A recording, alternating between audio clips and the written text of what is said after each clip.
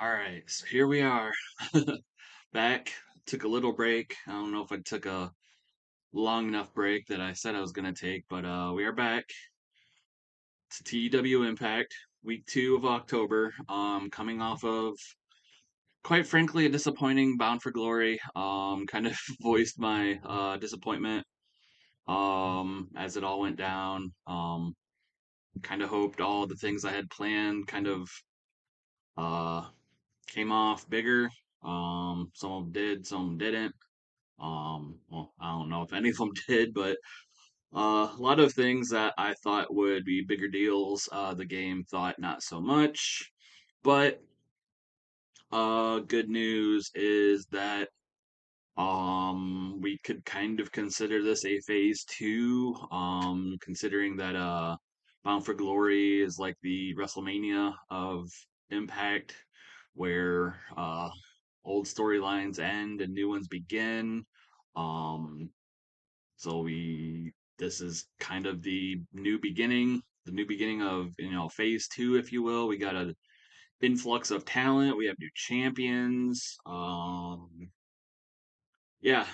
So before I get into everything, um, I said I was gonna take like extended break, and I kind of feel like I did. Um, but I kind of felt like I had intended for longer. Because I kind of wanted to get some things done, not just personal things, but things related to the game and things related to the production quality of the show. I did do like a new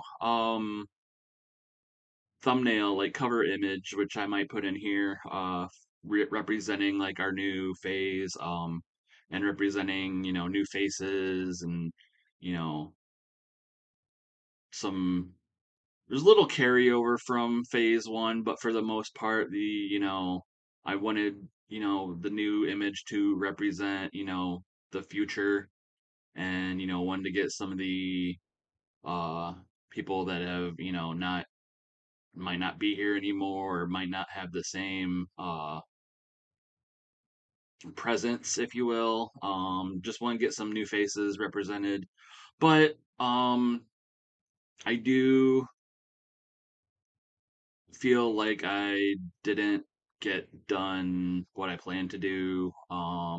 So I like I mentioned before, I do want to at least make it to the end of the year. Um, but the episodes might become a little infrequent. One, because I do want to get stuff done, and two, this is gonna sound really stupid, but I bought a PlayStation 5. I know it doesn't sound like a big deal, but like I honestly haven't played a video game in like a good at least couple years.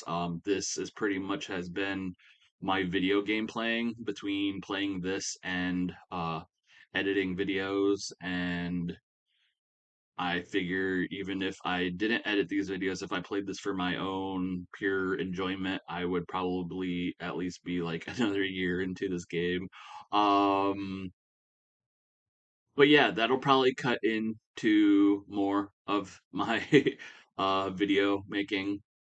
But I do promise I definitely want to at least get to the end of the year just so we can get to like the end of the year awards. Just kind of see what a 2023 in this universe would look like. Um, yeah. So with that said, like I just said, like videos might be more infrequent. Plus, another reason I kind of extend wanted to take an extended break was for my plans, for my booking plans. Some of them, um, which might start tonight, or at least might be teased at on tonight's episode, are going to take require some more premeditated thought than I normally do. Like something that I don't want to end up booking myself in a corner. Something that will last like a good month, if not more. But yeah, I don't really want to spoil anything. We'll get there when we get there. But yeah, with that said, let's just go into the news, the aftermath of Bound for Glory. And for our Bound for Glory numbers, like I said, somewhat of a disappointment. Our overall rating was a 39, which was down from a 41 from Victory Road last month. I haven't looked up the overall numbers, like overall from all the pay-per-views. I figure I'll do that when we come to like end of the year stuff. But Bound for Glory was definitely like our lowest of our modern pay-per-views, if you will. I know like our first couple months were rough, but then we started trending upward, and now we are trending back downward again. But the good news coming off that is at least on the factors of where we're making our money, that is going upwards. So our pay-per-view buy rate was a 0.63, which is up from a 0.62 from Victory Road. I believe that's our highest pay-per-view buy rate for a pay-per-view. Don't quote me on that. Attendance was a 1434, up from 1215 from Victory Road. That I'm pretty sure is not a record. Well, of course, it's not a record because um our pay-per-views are kind of inverted now, or at least they were. Where they started off as pretty high attendance but low rating, but now they're low attendance but relatively high rating, at least, regarding um this past month. Our 39 was still at least better, a little bit better than our first couple months, but not our best, but still. But where we're making our money from our pay-per-view is at least good, and attendance is better than last month. I won't say it's great, but we're especially from where we started. But yeah, that I'm pretty sure has to do with all of the regional battles that we've been losing. So yeah. So moving on from that, for Impact news, PCO suffered a strained rotator cuff during the Monsters Ball match. Luckily, that injury will only take a week to heal. He's not expected to miss time. I didn't have plans for him anyway. And plus he is planned to retire in a few months. I might bring him back, for his like retirement match if he has one, but this injury won't affect him. I don't have any immediate plans for PCO, so this injury will not be a big deal. Regarding our talent that we had debut for Bound for Glory, Chuck Taylor made his debut, and we signed him to a written contract. That was kind of a deal like Christian, where once his contract with AEW went up, we immediately went into negotiations with him. He's not on an exclusive. Well, neither is Christian, but we did want him to get him on a written. Like I said, like his overness, especially in our region, kind of puts him like already at the top of the roster. So we kind of, definitely wanted to get him locked down on a written. Everyone else, Bianca Belair, Buddy Matthews, Mascora Dorada, Max the Impaler, and Petey Williams, all have handshake deals. Bianca, I would probably like to get on a written soon. She is also up there in overness, but considering when she left WWE a few months, weeks, if not months ago. Like she's in AIW, she's in Shimmer. She might be other places. So she's been working. I think she's been working, or she's at least signed contracts with other places. Buddy Matthews and Mascara Dorada, and also Petey Williams, were in that group of people where this mod started in 2022, they weren't employed and no one in game ever really picked them up. So they've all been unemployed this whole time. and I figured to bring them in, especially Petey Williams, who was here like during the pandemic era, and then went to in real life went to become a road agent for WWE, but that never happened here. So we're signing him back. He will be on screen and as a road agent, and like I mentioned, I've already used him in road agents for X matches. So and then also Maxie and Paler also never really got picked up anywhere in game, so I signed them to a handshake. Um, so Impact is their only employer right now.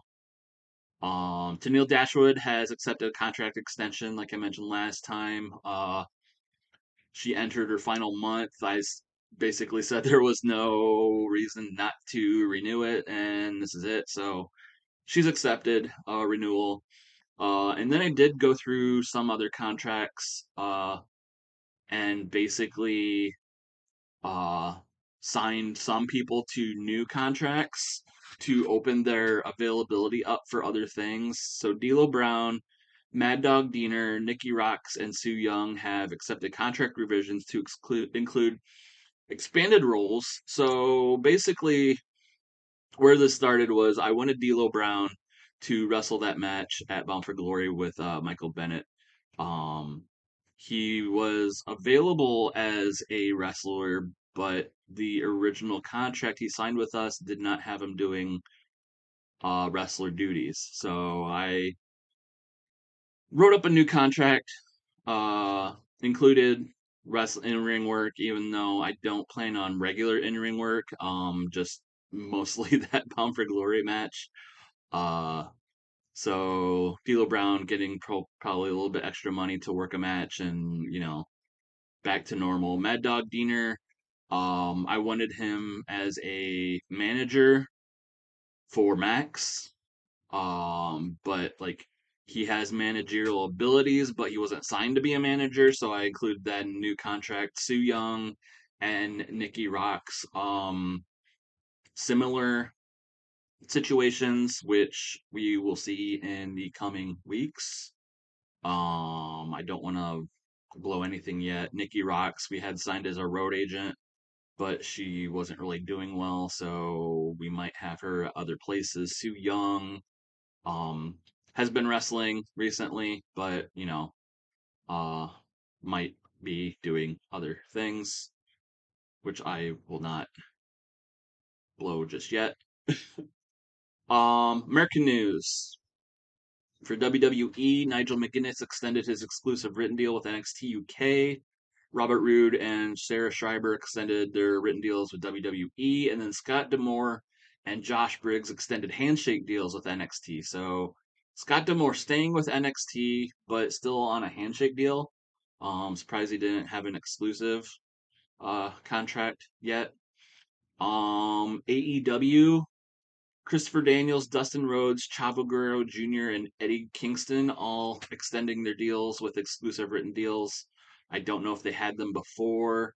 I'm pretty sure the first couple um are mainly road agents. Especially at this point, I know Christopher Daniels retired in game. Chavo, I didn't even realize was employed by AEW. But he was. Eddie, um, believe this is his first deal, exclusive deal. So I know he's AIW champion. I know he works AAW, so I think this will be a situation where I would assume, like Andrade when he signed his AA or WWE return, where he had like a month to finish up his other duties. So good on Kingston for finally getting that exclusive deal, but that will be a big hit for especially AIW, being their absolute champion. Probably gonna have to wrap that up soon. Ray Phoenix only got a handshake deal though.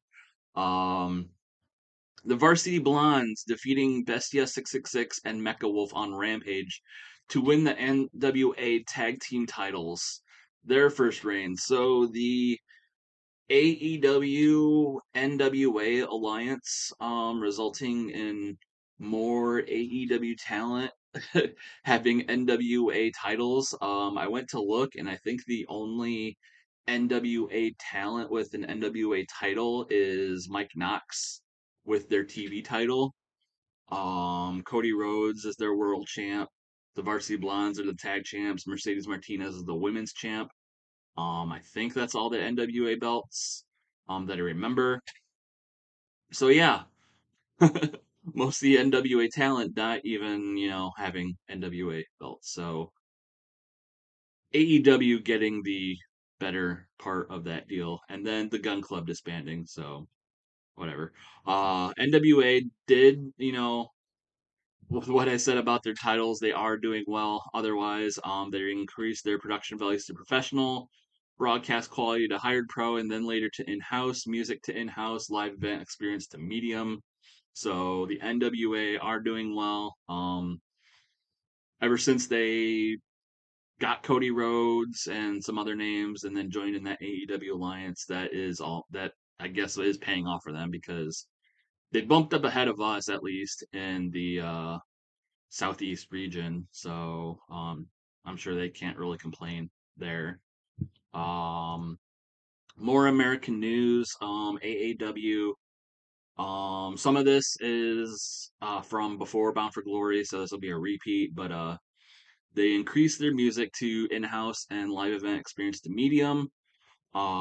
This is where Alex Shelley signed a one-night deal to drop the IWTV Championship to Josh Alexander. His first reign with that belt at the Seize the Day event. That was the night before Bound for Glory. But also at that event, a lot of other title changes.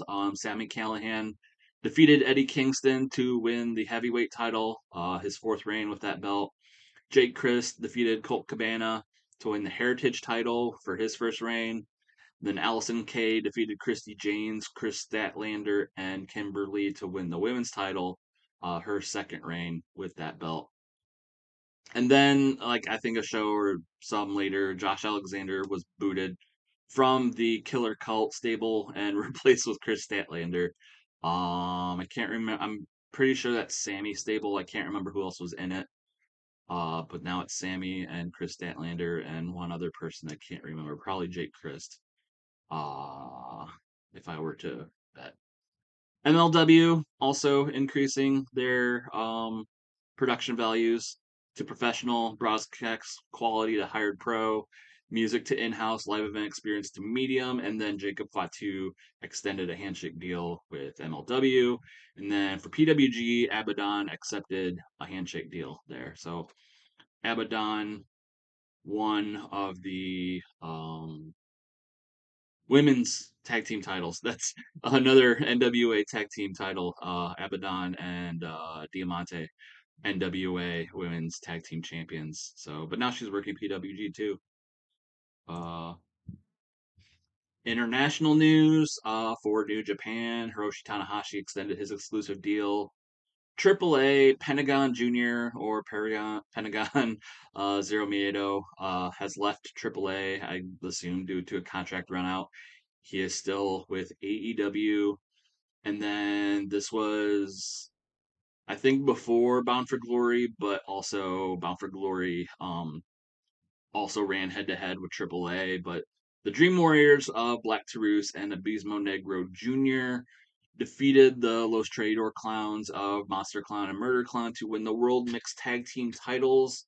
Their second reign with those titles. That was the show before Bound for Glory. I think they retained them on the show where Bound for Glory ran head to head, and Black Taurus was there instead of with us. That's okay.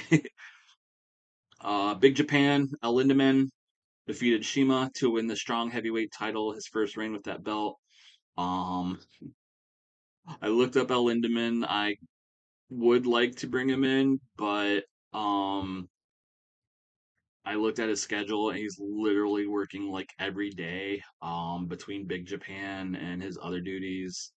Um, there would be no way for me to bring him in. We have uh, a bad enough time bringing in Joe Doring, and he really only works like once or twice a week in Japan. It just so happens to conflict with our shows. But Lindemann's literally wrestling like every day. So, uh, yeah, just something I thought I'd mention. DDT, Yuji Hino defeated Hiroshima to win the Extreme Division title. His first reign, but he suffered a torn trapezius in that match that would put him out for almost a month. And then Dragon Gate joined the United Wrestling Network Alliance, along with it's the alliance that Championship Wrestling from Hollywood started. So it's them and Dragon Gate. In when I started booking tonight's show, um, it showed like I don't think I got like the results of the show, but it showed me like Keith Lee was working for Dragon Gate because Keith Lee is wrestling for Championship Wrestling from Hollywood, which um actually him between him and Ryback, they have like all the titles of from Championship Wrestling from Hollywood, and I think it something showed up that Keith Lee was gonna work for Dragon Gate tonight, so we'll see how that goes. Um, something interesting. Retirements and some miscellaneous news. Announced retirements: Terry Runnels, Kikutaro, Bull Payne, Alicia Edwards, Eddie Edwards' ex-wife, in this game, and Dwayne Gill, officially retired. Leva Bates, Sassy Steffi, and HC Loke. Paige Van Zant accepted an MMA fight. She'll be away for training for 2 months. Yeah, I think that's how it works, where she's having a match in 2 months. She didn't sign with AEW in this game, so she's pretty much unemployed. Um, I don't think she was ever brought in to AEW by this time in game. So her accepting an MMA fight is no big deal. I just thought I would mention that, and she was a fairly recognizable name in this game, or at least in this mod. And then Scorpio Sky and Bobby Fish developed an online friendship, so good for them. And then we go to Before the Impact, where we start off with Killer Kelly versus Rachel Ellering. I have this as a draw due to Max the Impaler interfering and attacking both, but when I booked this in game, I screwed something up and Max's interference didn't even show up. So just imagine that's the plan. Where Killer Kelly and Rachel Ellering, started off the match, then eventually just Max the Impaler uh ran in and just trounced both of them, likely due to that match with Zhao Zia at in the Bound for Glory pre-show, um, being DQ'd, attacking the referee, and now attacking Killer Kelly and Rachel Ellering. After the match backstage, Quinn McKay is in the locker room and she's really bummed out, blaming herself for losing that 8 knockout elimination where the losing team had to team or break up. So her group now going their separate ways. The Nasty Women Assassins, winning that match and still able to stay together, but Quinn blaming herself for that loss. Taylor Wilde, who she had brought in for moral support for that match, is like, well, you brought me in, I'm still here, and you might not see it right now, but I see potential in you, I see talent in you, and if you're willing to have me, I'm willing to help show you the ropes, and it would be good to have like a former knockouts champion on your side. uh so yeah, the relationship with Quinn McKay and Taylor Wilde will be continuing. We get a promo from the Enlightened, mostly from Enlightened Steve, with Falaba, Raj Singh, and Shara in the background. Um, Steve talking about how they tried to show Willie Mack the light, and Willie Mack got the better of them, but basically Steve continuing his quote on like somewhat cult leader act, but his cult being not quite cooperative. They're like I mentioned, they've they're together because they have strength in numbers, but like they kind of wonder why they brought Steven in the first place. They have like a common uh theme of being taken as jokes and not living up to their full potential, but you know they brought in Steve, and he's not crazy anymore, but he's still acting with this new enlightened gimmick that not necessarily falling in line like with the rest of them, but they just kind of tolerate him. Um, Meanwhile, similar to the situation backstage with Quinn McKay, Rich Swann is backstage, is in the locker room, and you hear a voice, a female voice, just kind of shouting down at him, just like, Rich, what are you doing? Like, you lost to Alex Zane last week on Before the Impact. You don't even get on the Bound for Glory card, and you're not booked tonight. What are you doing? What the hell are you even doing? And eventually Swan just gets up, gets in the woman's face, and she's like, I don't have to take this, Sue. And the woman says, no, you do have to take this, and you have to call me Susan. It's not Sue anymore. It's Susan. So Sue Young bringing back her Susan persona, or her Karen persona, if you will. Um, so they kind of get in an argument, but Susan getting the upper hand. She's like, I'm sick of this. You've fallen off, and I'm going to get you back on, and trying to get you back to your former glory and all that. So Susan, not Sue Young, is going to be accompanying Rich Swann now. And then the main event, Rep 419 defeating the Learning Tree of VSK and Avery Good. Brian Myers at ringside. Does not interfere, but some opponent miscommunication between the Learning Tree causes VSK to get pinned by Sam Beal. So that's probably not going to go over well with Brian Myers. Overall rating of 32, which is on the higher end before the Impact ratings. So yeah, that's in, and let's go to Impact, where I'm sure we have plenty of fallout from Bound for Glory. All right, so we're starting off Impact tonight. We got uh, Power and Finesse versus Swingers Palace of Alex Zane and Zicky Dice.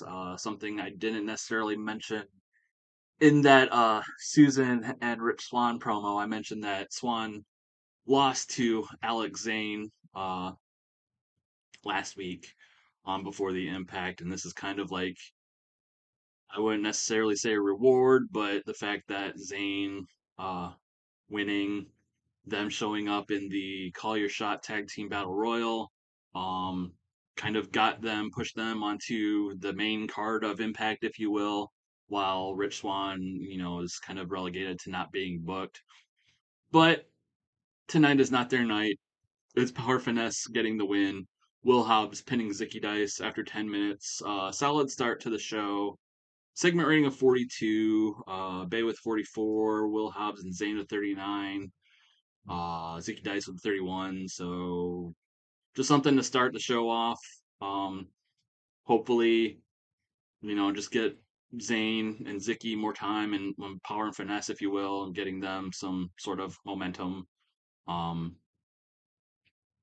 Neither team having like necessarily made a mark in that battle royal, but keeping them alive, power and finesse, giving them at least some sort of something going forward.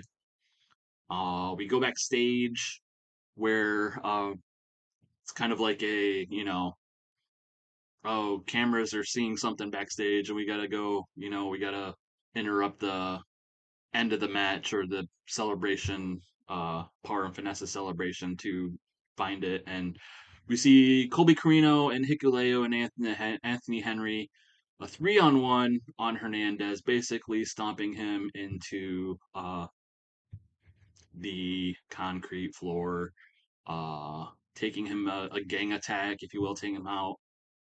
Homicide's nowhere to be seen for whatever reason. We'll just say this Homicide's got some sort of kayfabe reason of not being there. But yeah, Colby Carino's Crusade, laying out Hernandez, segment rating of 25. This is basically um, our way of writing off Hernandez.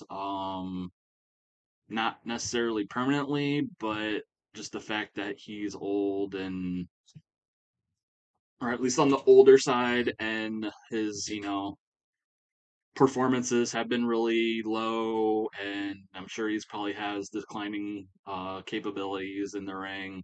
So we don't really have a use for Hernandez at this point. It's basically going to be from here on out, Homicide going it alone with this beat down, kind of just, putting Hernandez on the figurative shelf for now, and the feud going forward just being Homicide versus these three. So, segment rating of 25 for that.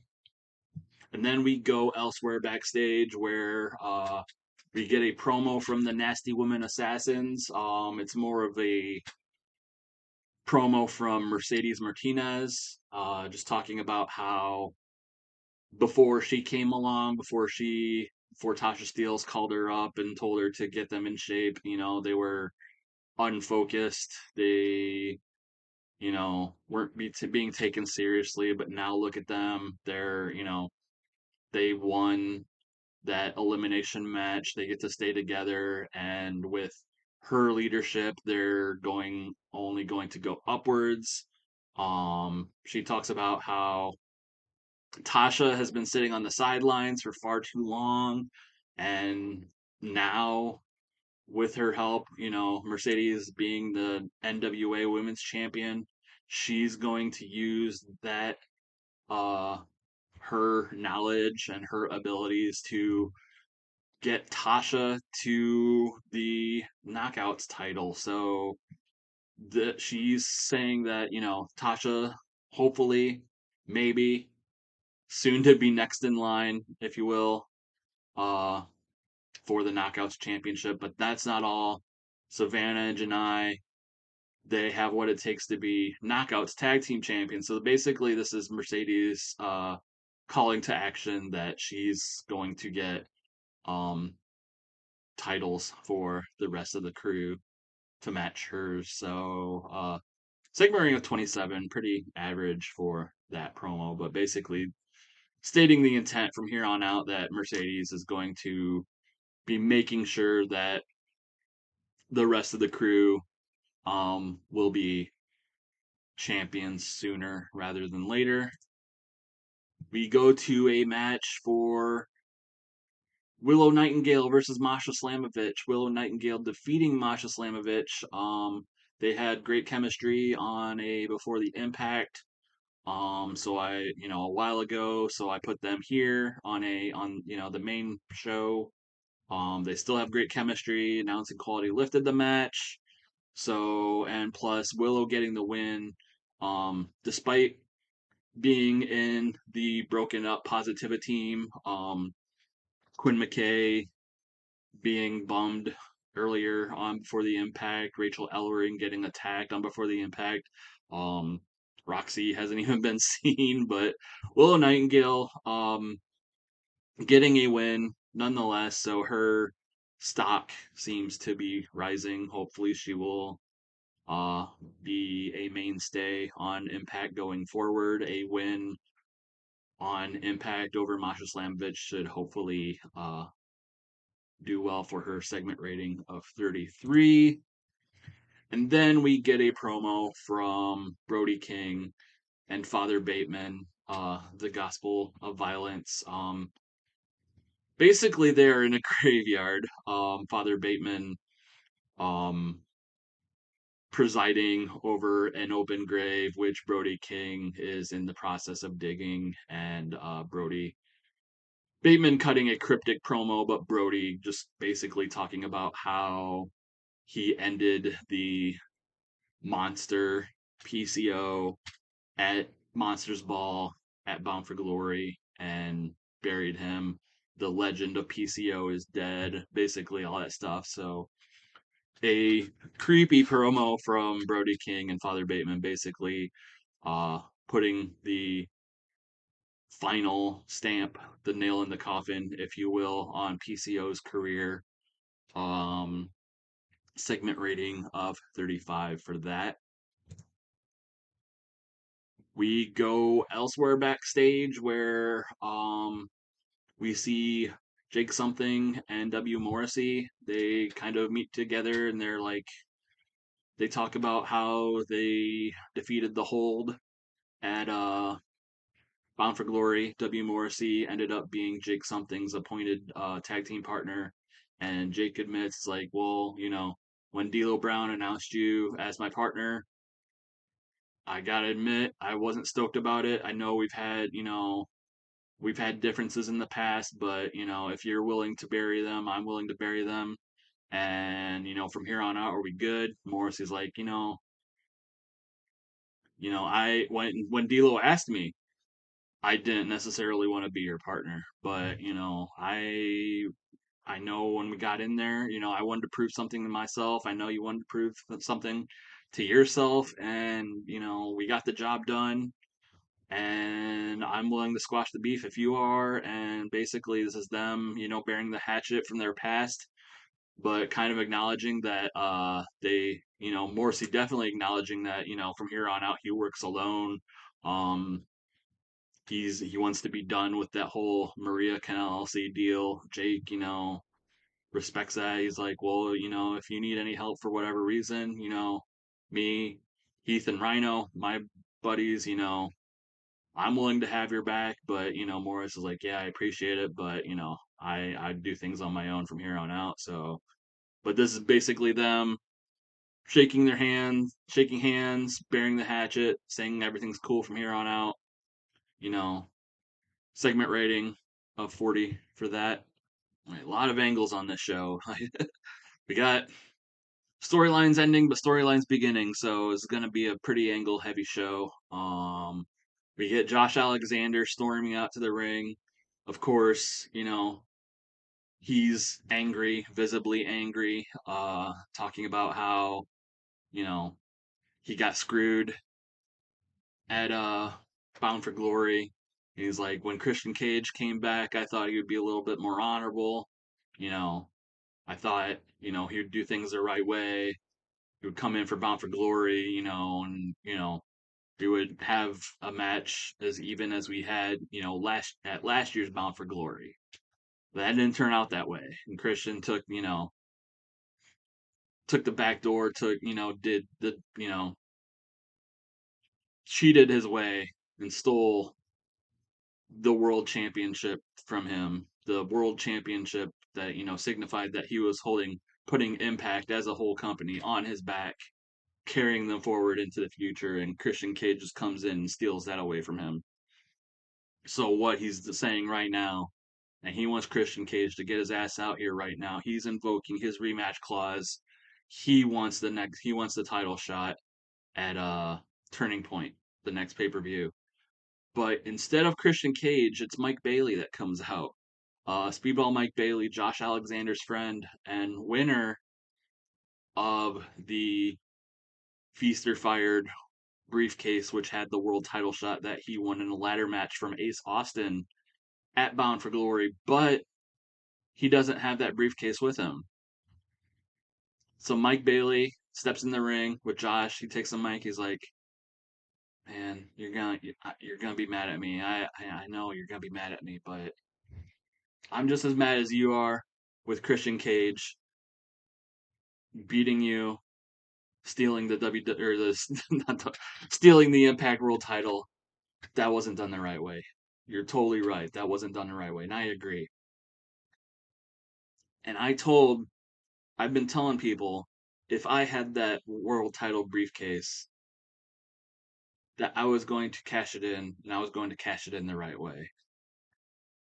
So when I saw what happened, you came in, you were barely in the locker room, you grabbed your things and you left. I didn't get a chance to talk to you or anything. But I'm just gonna be open, I'm just gonna be honest about this. I wasn't thinking, but right when you left, I cashed in that briefcase.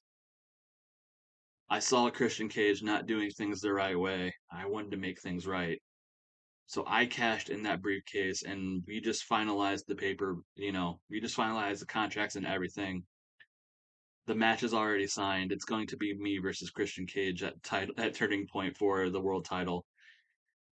He's like, Mike's like, I'm sorry. He sees Alexander. He's starting to fume. He's starting to get pissed. And Bailey's like, I get it. You're mad. I can go back. I can talk to Gail Kim. I can talk to D'Lo Brown. Whoever. I can get you in the match. I can rescind the match. Whatever it takes. And eventually Alexander calms down. He's like, no, you're right. You know, I'm calmed down. I'm calming down. I'm seeing things with a clear head. I'm not mad at you for cashing in that title or that title shot. You had the title shot, you had the chance, you earned that title shot, you beat Ace Austin, and you wanted to do things the right way. I get that. And I'm going to let you do things the right way. I think, now it's your time. You know, you've been you've been kind of hanging with me too long. It's your time. It's your time to shine now. If you think you can beat Christian Cage, go do it. You have my support. Just go do it. He's kind of like short. He's still kind of mad, but he's supporting his friend. He's mad that he doesn't get the title shot. He doesn't get to get his revenge on Christian Cage. Hopefully, he will in the future. But Mike Bailey, he's getting the title shot at Turning Point, and Alexander's going to back him 100%. Um, the rage that he feels from not getting the title shot doesn't outweigh the support he wants to give his buddy. So he just pats him on the shoulder. He's like, it's your time. Go do it. Go do it. I believe in you. I think you can do it. If you believe you can do it, just go do it.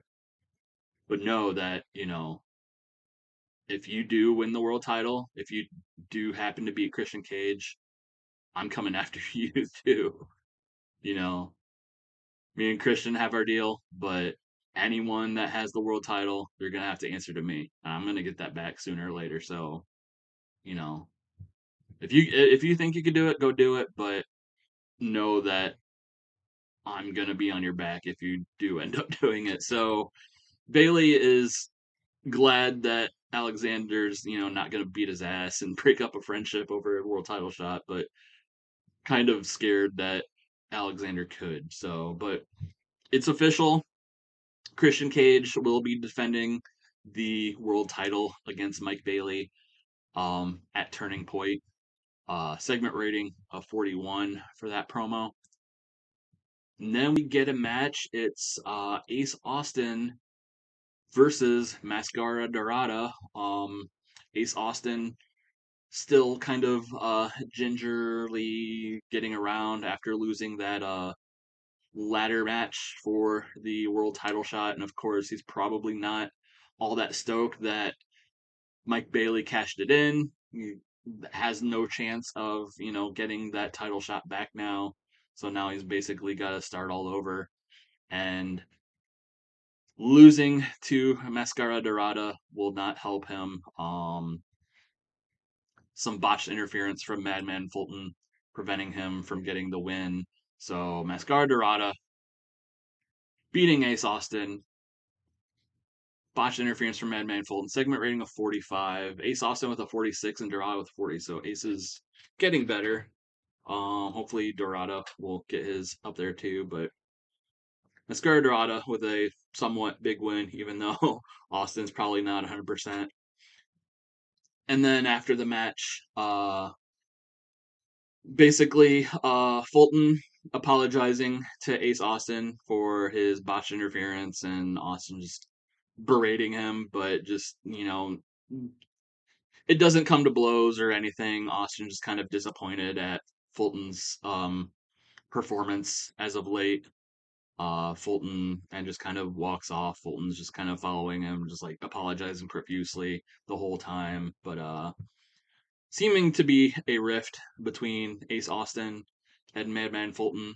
Um, Austin with a series of losses that could possibly be blamed on Madman Fulton, so he's definitely not, in the brightest of spirits. Segment rating of 28 for that. We go backstage where the X Division champion, Swerve Strickland, is walking around when he's confronted by Petey Williams. Petey Williams, having returned to Impact at Bound for Glory, watching with a front row seat for Swerve's title defense against Mascara Dorada and Buddy Matthews, and he talks about that. He's like, I heard what you said a couple weeks ago, and you're talking about, you know, how you're issuing a worldwide challenge. You wanted people from all across the world to come and challenge you to see if you could, if you could hang, and you can definitely hang. I was there watching, taking notes. He has his clipboard. He's wearing a windbreaker jacket that says Coach Petey on it, and he's like, I was taking notes, and you definitely have it, but you got me to thinking with this worldwide challenge. I think we could go bigger.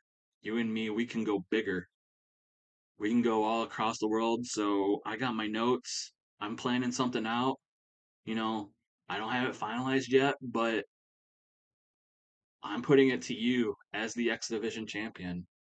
I want to bring back the World X Cup to Impact. Impact hasn't had a World X Cup in years. And we can get the top talent. You're a top talent. I'm a, multi-time X Division champion. We're getting talent from across the world. I think we can do it again. So, just think about it. You know, shows him the clipboard, and he's like, I got plans. We'll talk about this later. I'll talk about this with, Impact officials. Think about it. We could get the World X Cup done. We could bring it back to Impact. So, PD walks off, and Swerve's kind of sitting there thinking, kind of agreeing, kind of nodding his head and agreeing that, this might be a good idea. We could bring the World X Cup back to Impact. Segment rating of 35 for that. Unfortunately, losing heat to the storyline. And then we get an in-ring promo. Um, we get basically the Knockouts champions, the BFFs, Chelsea Green and Deanna Prato come out, and they talk about how um, Tennille hit Deanna with a chair before Bound for Glory. She was out for Bound for Glory. Chelsea decided to help Tennille out. Tennille wasn't having it in her title chance at her Knockouts title match with Rosemary at Bound for Glory. And they're just like, we know you're mad. We know you heard what we were saying about you, and we're sorry. We didn't mean it. And they're basically playing it up. They're just like, we didn't mean it. They're trying to be nice girls, trying to take back what they said.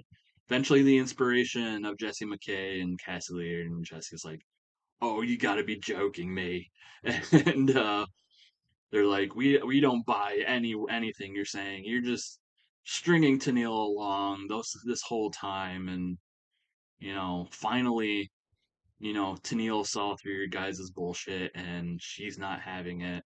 We just want to say that we don't want to say we told you so, um, but they're just like, basically they get into an argument, the BFFs versus the inspiration about Tennille, about who is right, who is wrong, whatever. And eventually Tennille comes out and she tells both of them to shut up.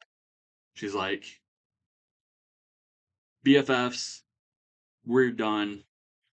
I heard what you guys were saying about me. I don't want anything to do with you, but that doesn't mean I want anything to do with you too.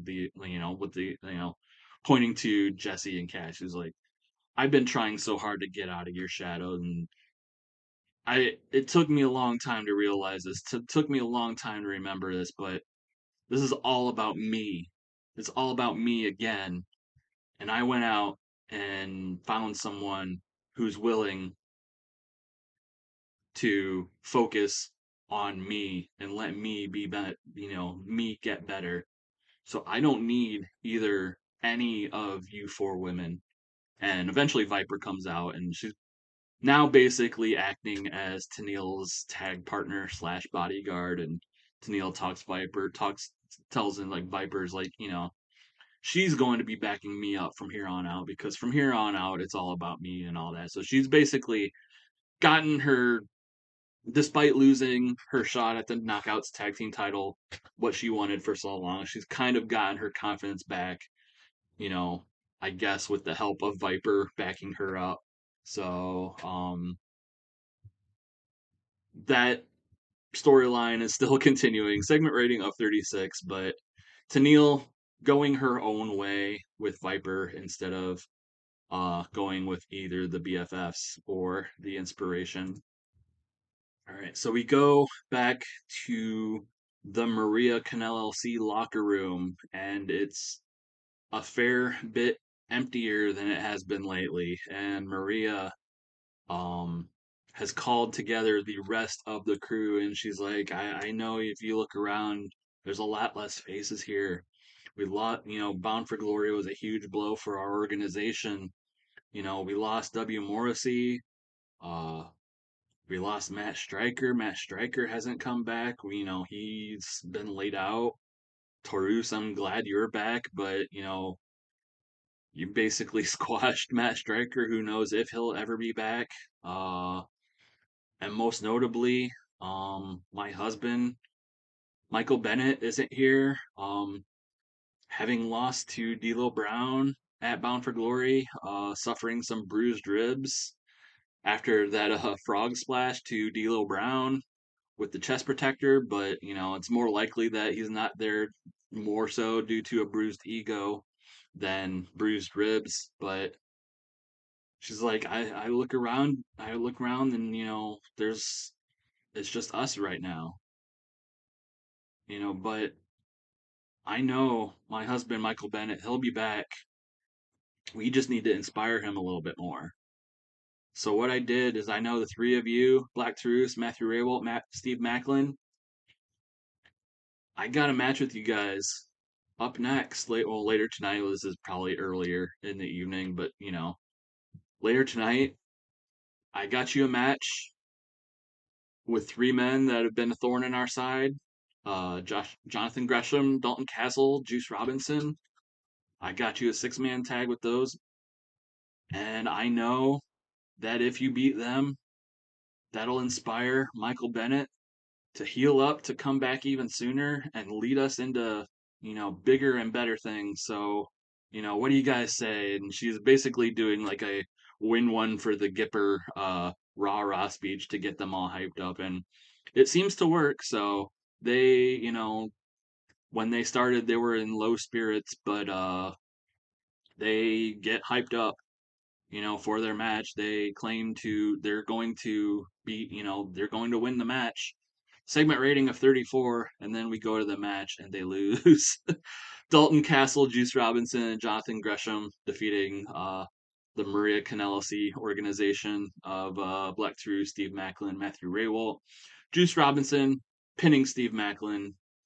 Robert Evans doing good work at ringside. But yeah, the bad luck of the Maria Canelisi organization uh, continuing. Um, so we got Sigma Ring 40, got a new storyline. Dalton Castle with a 44, Gresham with a 42, Juice with a 36, Raywell with a 38, Macklin with a 33, and Taurus with a 33. So pretty average, slightly above average for our usual. But yep, these guys who have been a thorn in the side recently, just getting one more up on Maria. And, Maria surely not going to take this well. Michael Bennett at home probably not going to take this well either. But segment rating of 40 for that match. And then after a commercial break, we come back. Gia Miller is in the ring, and she announces that she has some interview time with the Wolves, the former Impact Tag Team Champions. They lost the titles at Bound for Glory in a 30-minute Iron Man match. It was close, but they lost. They come out and they're just like, and Gia's like, I really just got one question. What's next for you guys? You guys came in, you wanted to solidify yourself as the best team in Impact history, and do you feel like they've done that? You've done that? And Eddie is like, you know, we may have lost at Bound for Glory, but I think we've solidified ourselves. I think we're the, we might be, we might not have the belts right now, but we came in. I brought my boy Davey back. We kicked some ass. I think we'd solidified ourselves as the best team. And we got the record for the most title wins. We've had hell of matches with the Machine Guns. And they may have gotten the better of us at Bound for Glory. And Davey's like, you know, wait, just stop.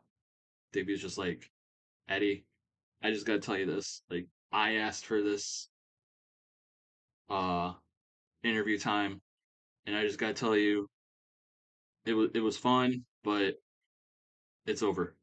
It's over right now. The Wolves. I hate to do it like this, but it was fun. I appreciate you calling me up. I appreciate you bringing me back. And we had a hell of a run. I'm never gonna forget this. You're my best friend. I'm never gonna forget this. We won the titles again. We broke records. We had great matches, and you believed in me that I could do it. But I tapped out in that Iron Man match with only a few minutes left. We couldn't get that win back. I tapped out. This is on me. The guns were right. I might not be able to go anymore.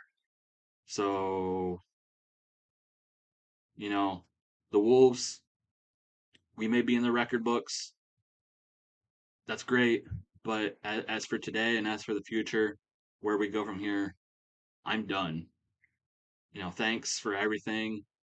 But the guns were right. Maybe I can't go. Maybe it's time for me to go home. Eddie, you can do what you want. You can go from here on out. You can kick ass, but I'm done. So this is basically Davey's like exit from Impact. He's basically, he walks out. He waves to the fan. He waves goodbye to the fans and everything, and he's just like, I'm done. So that's how we write Davey Richards off of Impact, which is kind of fitting considering his recent real life uh comments, I guess. So the Wolves, this is it for this was their final run in Impact.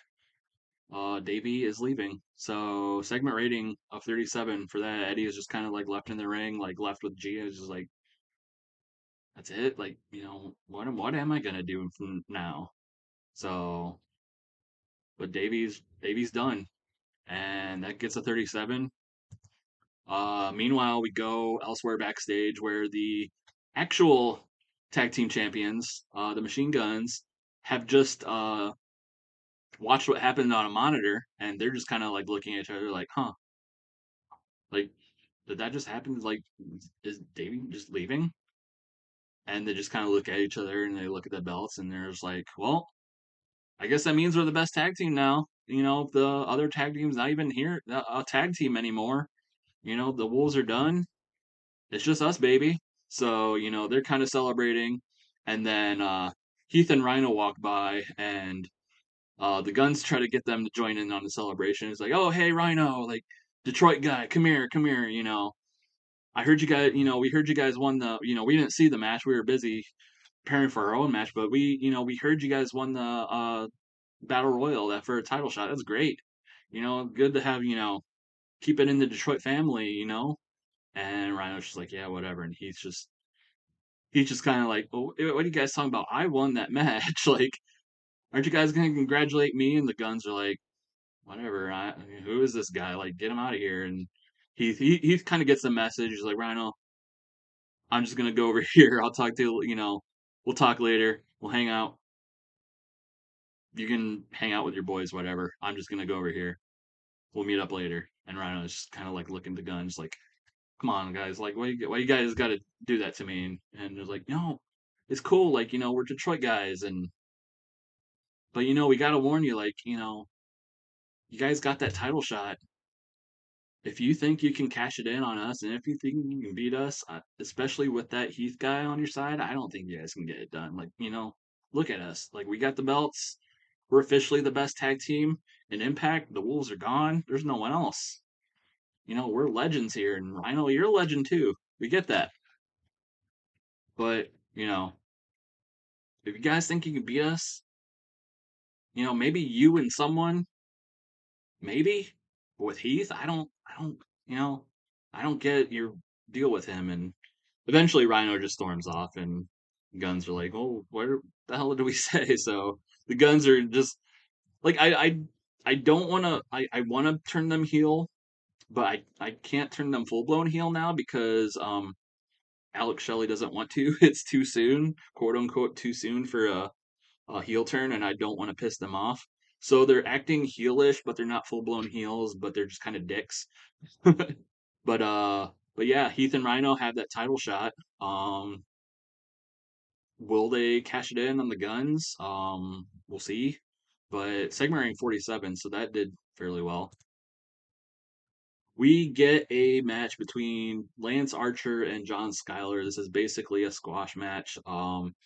This was something to pad out the card, but also keep Lance Archer going. He did lose that cage match to Joe Doring at Bound for Glory. He beats John Skyler in 3 minutes. Segment rating of 29. Um, Skyler was off his game. He's not someone we regularly lose. They didn't click, but considering this is a squash, who really cares? But basically, Archer pissed off that he lost to Joe Doring, and taking out his aggression on John Skyler. Segment rating of 29 for that. And then we get a speech. We get Bianca Blair coming out. She's making a speech. She made her debut. She came to Impact after the Knockouts championship match and faced off against Rosemary. This is her first time addressing the Impact audience, and she's like, I've heard a lot about Impact. I was I was in WWE. She doesn't really, you don't say WWE, of course, but she's like, I was elsewhere. I did a lot of things over there, but they let me go. And but I've heard a lot about Impact, and I know, in many regards, Impact, was kind of uh pioneers in the current day, current iteration of women's wrestling, if you will. And she wanted to see if she can hang. So when she left there, she put some time in the indies. She wanted to make sure she didn't get rusty. And then she came to Impact on the biggest show. She wanted to make the biggest splash and get the most attention. She wanted to be in the spotlight, and she wanted to be in the spotlight with the Knockouts champion, whoever that may have been. That may have been Rosemary, that may have been Tennille. Either way, she would have came out and staked her claim because she wants everyone to know in the wrestling world that she's going to be an Impact, and she wants to be the best, the fastest, the strongest, and she's doing her EST thing. Eventually, she's interrupted by Jordan Grace, and she's kind of like, "Excuse me, you want to be the best? You want to be the strongest in Impact?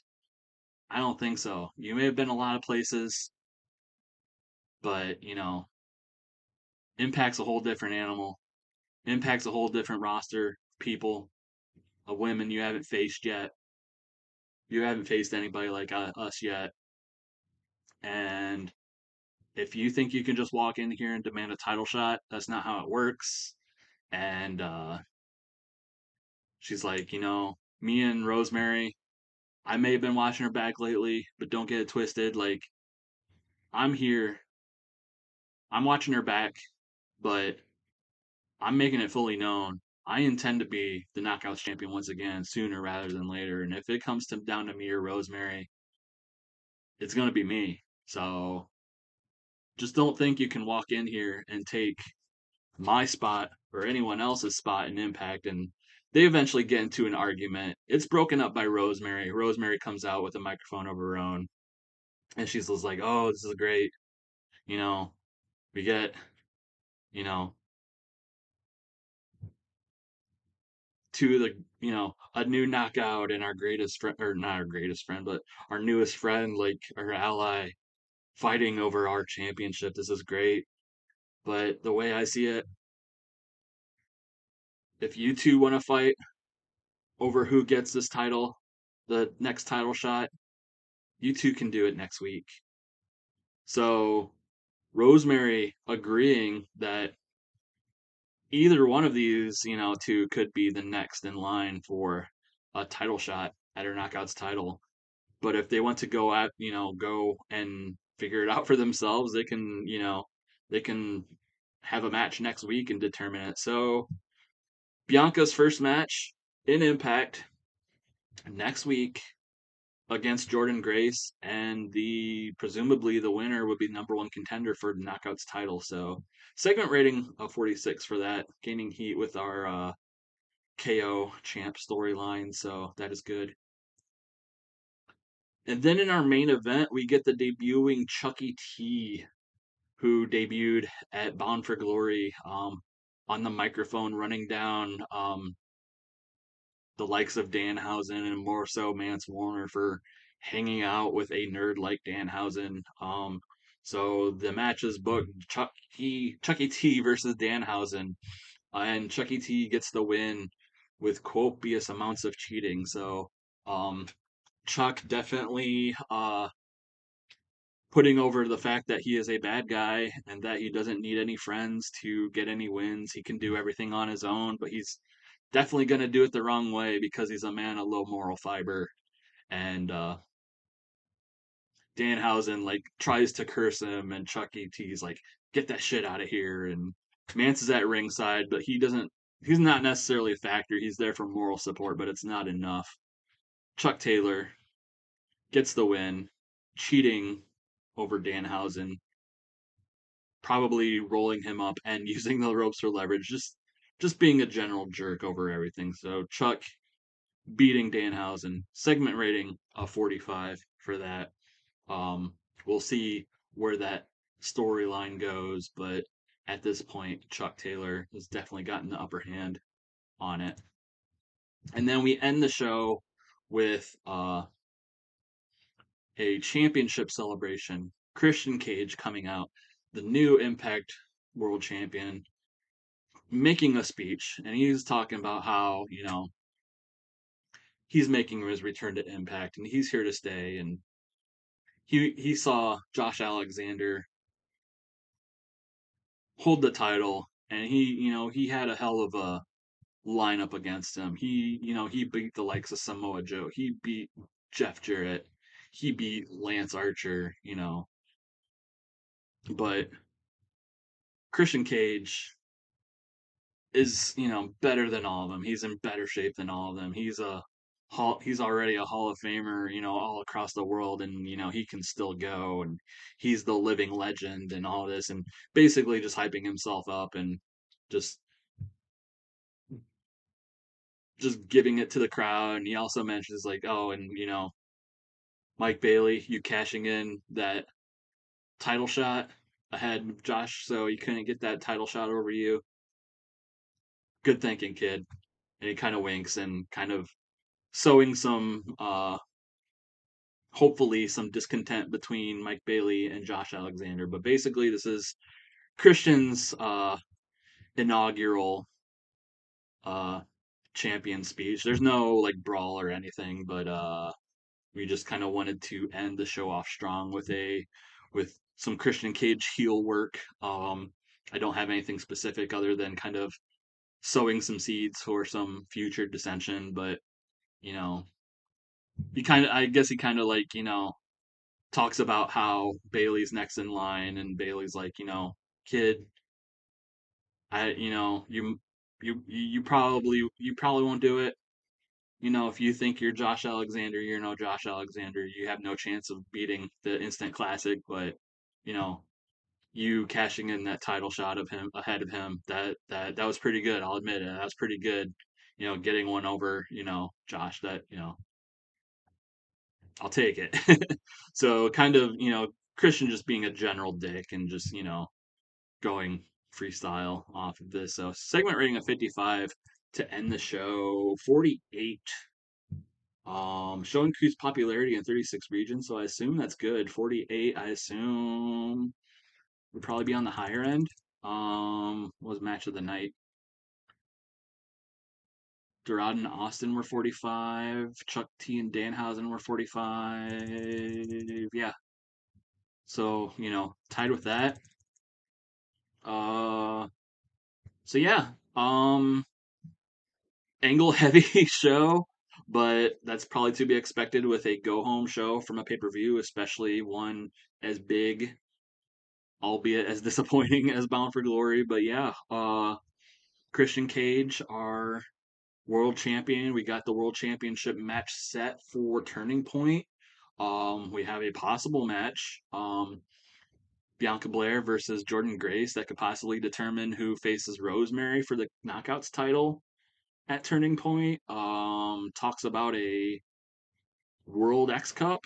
Um, the Wolves disbanding, Davey leaving. So will Keith and Rhino step up to be, will they cash in their title shot on the Guns? Who knows? So yeah, things happening. And expect more things to happen within the next couple weeks. I think Turning Point is in like mid-November, so we have some time to build. And yeah, like I said, episodes might be kind of infrequent, but I definitely want to at least get to the end of the year. So, join me if you want to. If you don't, then I assume you're probably not here in the first place. But if you are, uh, yeah, thanks for watching. We'll see you later.